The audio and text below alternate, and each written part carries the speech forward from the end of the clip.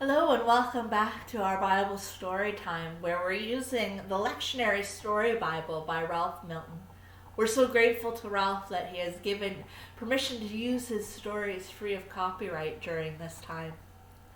Today's story is called Abraham and Sarah Begin a Journey, and it's based on Genesis 12, 1-4. People in many parts of the world think of Abraham and Sarah as their ancestors. Ancestors are like grandparents, except you'd have to say great, great, great, great, great, and you'd have to say great 1,000 times grandparents. Jewish people, Muslim people, and Christian people all think of Abraham and Sarah in this way. The stories about Abraham and Sarah are very, very old.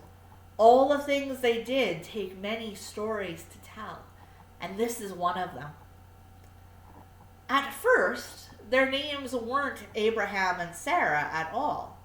They were Abram and Sarai, which doesn't sound much different, but for people in Bible times, names were very important. Abram and Sarai lived in a city called Haran. They liked living there. One day they had a big surprise.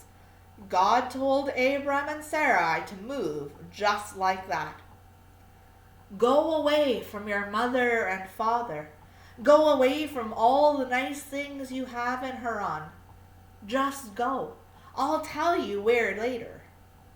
That was a hard thing to do, but Abram and Sarah loved God very much, so they went. Their nephew Lot went with them. Sarai and Abraham were quite rich. They took all of their cows and their sheep and their tents. They took many people to help them care for their animals.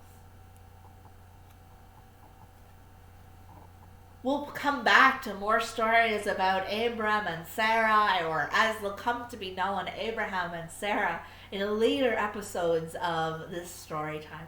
So check back in to see where their story goes. I'm glad that you're here today, and I look forward to having you here tomorrow too. Bye for now.